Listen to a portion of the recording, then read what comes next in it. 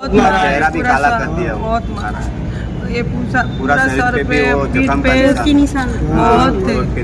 पूरा चेहरा भी काट दिया मेरे लड़के का, पूरा खून मर गया है, इतना मारा है। तो आपका किसी से झगड़ा या नहीं है कहीं, हम लोग कभी नहीं किसी, इनसे भी जहाँ मिला उनसे भी नहीं झगड़ा है, उनसे भी नहीं हम लोग तो बात करते हैं, कभी नहीं, आज तक नहीं झगड़ा भी हुआ। जब 2 साल पूरा ऐसा भी नहीं, कुछ नहीं है। प्रशासन से आपकी क्या मांग है? मैं ऐसा बोलती, कौन है इतना बेरहमी से मेरे बच्चे को मारा, इतना दुश्मन को भी नहीं इतना मारता, उतना मार के उनको इतना टॉर्चर करके मारा है, बहुत मारा है। कितने साल का बच्चा? 9 साल का। एक ही दिन मेरा लड़का पास हुआ, एक ही दिन स्कूल में गया। कौन से स्कूल में पढ़ता? नौरोली। और उतना एक ही दिन में पढ़ के दोपहर को आया। बाद में हम लोग तो जॉब पे, सब ये जॉब पे जाता है, मैं दुकान पे आ जाती हूँ। डेली बच्चे 2 ही रहते हैं, आज तक ऐसा नहीं हुआ। बच्चे को बहुत टॉर्चर किया गया है। फिर गाड़ा के मैंने निकाला तो पूरा इतना, ये पैर इधर, पैर पे इतना ऐसा करके था, पूरा ऐसा पीठ पे मैंने निकाला।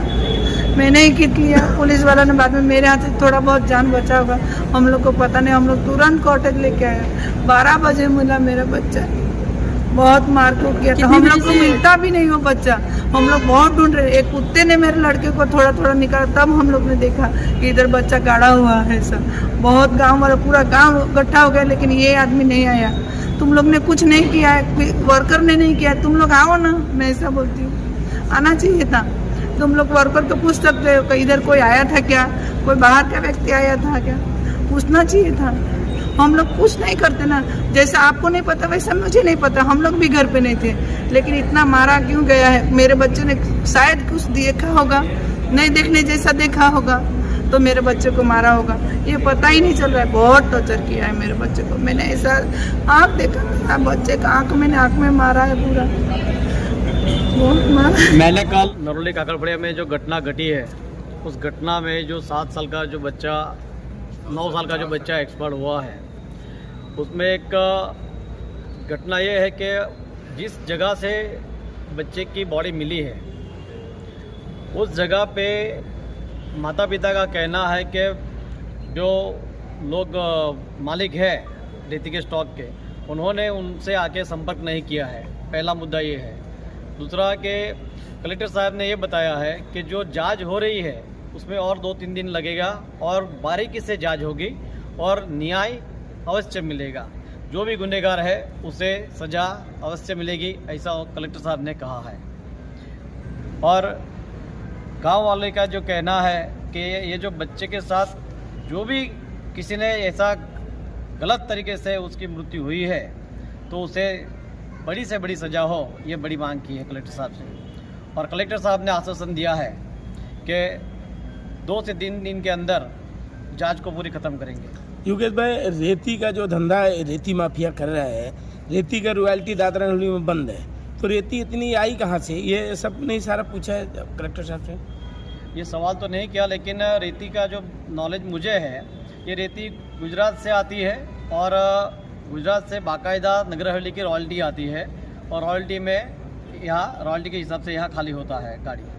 योगेश भाई, बच्चे का जो डेथ हुई है तो बच्चे के माता पिता के किसी से कोई पुरानी दुश्मनी या किसी के ऊपर कोई शक इस प्रकार के कोई है? नहीं, बच्चे के माता पिता की किसी के साथ कोई दुश्मनी नहीं है और नहीं बच्चे का किसी के साथ दुश्मनी है, ये गलत बात है।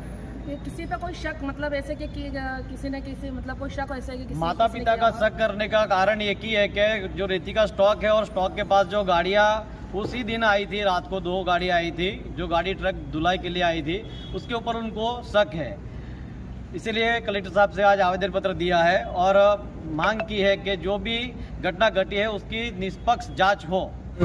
से HSO इनामदार से मेरी बात हुई, करीब 10-15 मिनट तक उनसे मेरी चर्चा हुई, वार्तालाप हुई कि मैंने उनको पूछा कि इस केस में कहाँ तक इंक्वायरी हुई है, तो उन्होंने पूरे फुटेज सब इकट्ठा करके पूरा रिपोर्ट तैयार कर रहे हैं और फॉरेंसिक रिपोर्ट जो आने वाला है वो आजकल में आ जाएगा।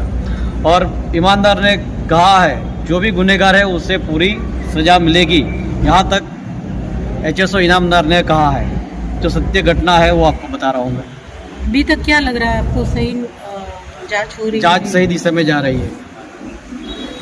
ये लोग ने ड्राइवर से मालिक से ये लोग ने भेगा करो बोला हाँ बधाने भेगा करो ते दिवस कोण आवेલું તે બધાને ગાયબ કેમ થઈ ગયા बाद में जो घटना घटी है उसके लिए जो ट्रक ड्राइवर है उन सभी का स्टेटमेंट सभी को अरेस्ट करने के लिए HSO इनामदार ने कहा है जिस सबको अरेस्ट करके जो भी जांच है वो बारीकी से जांच करने के भी उन्होंने कल मुझे से बातचीत किया है।